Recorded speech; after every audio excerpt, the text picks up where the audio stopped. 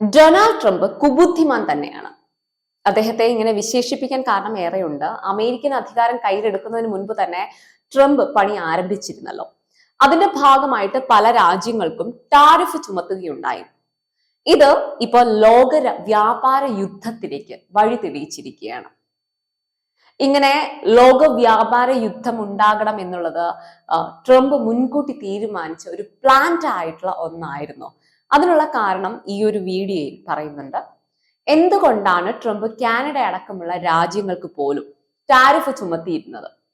ഒന്ന് ഓർക്കണം, ഇപ്പൊ കാനഡ എന്ന രാജ്യം അമേരിക്കയുടെ ഇക്കഴിഞ്ഞ ഒരു വലിയ അപകടാവസ്ഥയിൽ നിന്നും, അതായത് കാട്ടുതീയിൽ നിന്നും കൈത്താങ്ങായിട്ട് നിന്നൊരു രാജ്യം കൂടിയാണ്.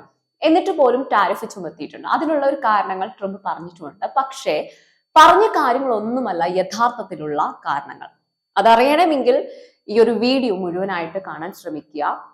ആദ്യമായിട്ടാണ് ഈ ചാനൽ കാണുന്നതെങ്കിൽ സബ്സ്ക്രൈബ് ചെയ്യുക. അതുപോലെ തന്നെ താഴെ കാണുന്ന ബെല്ലൈക്കൺ ക്ലിക്ക് ചെയ്യുക. വീഡിയോ ഇഷ്ടമായാൽ തീർച്ചയായിട്ടും ലൈക്ക് ആൻഡ് ഷെയർ ചെയ്യുക. I'm Swathi. Welcome back to talk space.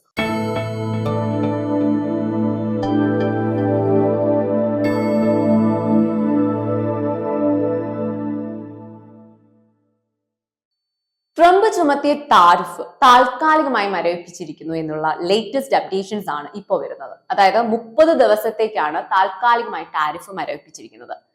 Trump ഒരു പരീക്ഷണം നടത്തി നോക്കി. എന്നാൽ അതിൽ ട്രംപിന്റെ പരീക്ഷണം പാതി വിജയിച്ചു എന്ന് തന്നെ പറയാം. അതായത് ലോക കറൻസികളുടെ മൂല്യം കുറയുകയും ഡോളറിന്റെ മൂല്യം കൂടുകയും ചെയ്തു.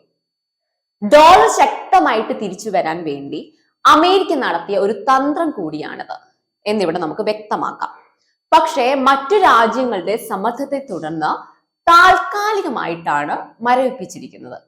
ഈ മറ്റു രാജ്യങ്ങൾക്ക് ഏർപ്പെടുത്തിയിരിക്കുന്ന താരിഫുമായിട്ട് മുന്നോട്ട് പോയാൽ ഉണ്ടാവുന്ന ഭവിഷ്യത്ത് അമേരിക്കയ്ക്ക് കൂടിയാണ്. അതായത് കാനഡ ടാരിഫ് 25% പ്രഖ്യാപിച്ചിരിക്കുന്നു. അതുപോലെ മെക്സിക്കോ ടാരിഫ് പ്രഖ്യാപിച്ചിട്ടുണ്ട്. അമേരിക്കയിലേക്ക് ഏറ്റവും കൂടുതൽ പ്രൊഡക്ട്സ് വരുന്നത് എവിടെ നിന്നാണ്? ഈ ഇരു രാജ്യങ്ങളിൽ നിന്നുമാണ്. പിന്നെ ചൈനയിൽ നിന്നും, ഇപ്പം മെക്സിക്കോയിൽ നിന്നും അതുപോലെ കാനഡയിൽ നിന്നും ഒക്കെയാണ് വരുന്നത്. ഇരു രാജ്യങ്ങളും ടാരിഫ് പ്രഖ്യാപിച്ച സ്ഥിതിക്ക് അമേരിക്കൻ സാധനങ്ങളുടെ വില കുത്തനെ കൂടുകയും ജനം സാധനങ്ങൾ വാങ്ങാതാവുകയും ചെയ്യും.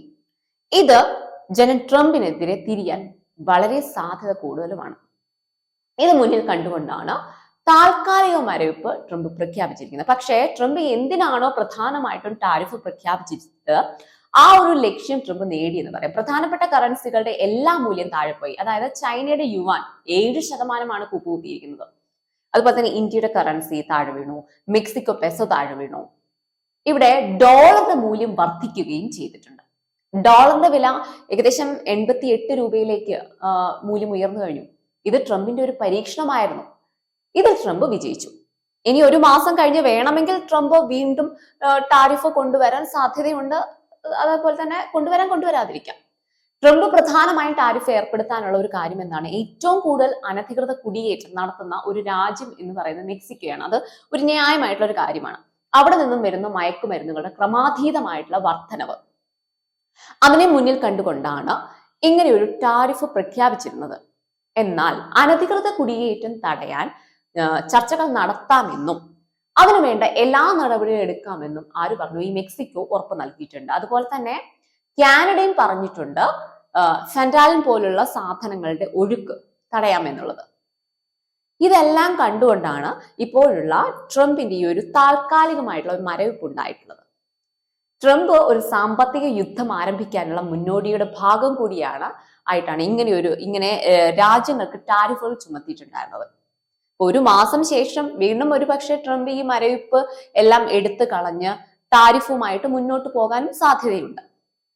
എന്തായാലും ചൈന ഇതൊരു ഓപ്പർച്യൂണിറ്റി ആയിട്ടാണ് കണക്കാക്കുന്നത്. കാരണം ചൈന പ്രതീക്ഷിച്ചിരുന്നു ഈ ട്രംപ് വരുമ്പോൾ പലതും സംഭവിക്കുമെന്നുള്ളത്.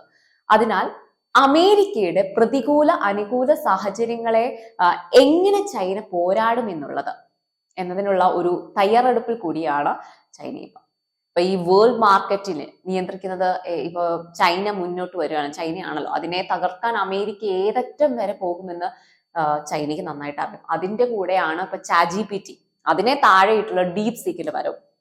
ഏത് വിധേനയും ചൈനയുമായിട്ട് ഒരു യുദ്ധം അമേരിക്ക നടത്താനുള്ള എല്ലാവിധ സാധ്യതകളും നിലനിൽക്കുന്നുണ്ട്. ഇത് നന്നായിട്ട് ചൈനയ്ക്ക് അറിയുകയും ചെയ്യാം. ഇത് ചൈന മുന്നിൽ കണ്ടിട്ടുമുണ്ട്.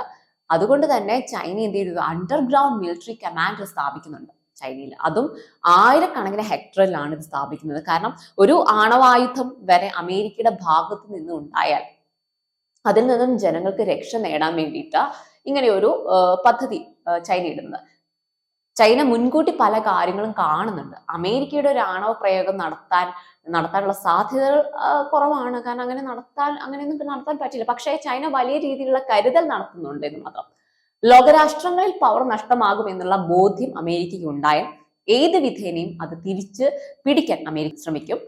ഇപ്പോൾ ട്രംപിന്റെ വരവോടുകൂടി അതിന്റെ സാധ്യതകൾ വളരെ ഏറുകയാണ്. അതിന് ആണവ പ്രയോഗങ്ങൾ നടത്തിയിട്ടാണെങ്കിലും അമേരിക്ക ആ പവറിൽ എത്താൻ ശ്രമിക്കും. ഇത് ചൈനയ്ക്ക് വ്യക്തമായിട്ടൊരു ബോധ്യമുണ്ട്. അമേരിക്ക പ്രധാനമായി വാദിച്ചിരുന്ന ഒരു വാദം എന്തായിരുന്നു? അമേരിക്കയുടെ ഉൽപാദനം വർദ്ധിപ്പിക്കാനും ജനങ്ങൾ സാധനങ്ങൾ അമേരിക്കയിൽ നിന്നും വാങ്ങുവാൻ വേണ്ടിയായിരുന്നു. അമേരിക്കയുമായിട്ട് പ്രധാന വാണിജ്യ ബന്ധങ്ങൾ ഉണ്ടായിരുന്ന രാജ്യങ്ങളായിരുന്നു ഈ പറയുന്ന ചൈനയും അതുപോലെ തന്നെ മെക്സിക്കോയും കാനഡയും എല്ലാം. എന്നാൽ ഈ 3 രാജ്യങ്ങൾക്കും ടാരിഫ് ചുമത്തിയപ്പോൾ അമേരിക്ക പ്രതീക്ഷിച്ച പോലെ ഒന്നും നടന്നില്ല. കാരണം അതിന് അമേരിക്ക മയക്കുമരുന്ന് വർധന തുടങ്ങിയ പല പൊള്ളയായിട്ടുള്ള വാദങ്ങളും കൂട്ടിച്ചേർത്തു. എന്നാൽ മറ്റു രാജ്യങ്ങളും തിരിച്ച് എന്ത് ചെയ്തു, ടാരിഫ് ചുമത്തിയപ്പോൾ അതൊരു വ്യാപാര യുദ്ധത്തിലേക്ക് ചെന്നെത്തിച്ചു. ഇത് അമേരിക്കയ്ക്ക് തിരിച്ചടിയാകുമെന്ന് ബോധ്യമായപ്പോഴാണ് അമേരിക്ക താൽക്കാലികമായിട്ട് ഈ താരിഫ് സ്തംഭിപ്പിച്ചിരിക്കുന്നത്. ഇതാണ് ഇതിന്റെ യഥാർത്ഥ സത്യം. എന്നാൽ ഇതുവഴി ഉണ്ടായ നേട്ടം ഡോളറുടെ മൂല്യം വർദ്ധിപ്പിക്കുകയും മറ്റു കറൻസികളുടെ ഇടിവിന് കാരണമാവുകയും ചെയ്യുകയാണ് ഉണ്ടായത്. അമേരിക്കയുടെ പവർ നിലനിർത്താൻ അമേരിക്ക ചെയ്യാൻ പോകുന്ന 2 വാറുകളാണ്. ഒന്നാമത്തത് ട്രേഡ് വാറും അതുപോലെ തന്നെ ഈ സാമ്പത്തിക യുദ്ധവുമെല്ലാം. ഒരു പക്ഷേ ഇതുമൂലം ജനം ട്രംപിന് നേരെ തിരിയുകയും ഇത് വലിയ യുദ്ധങ്ങളിലേക്ക് കലാശിക്കുകയും വരെ ചെയ്യാം.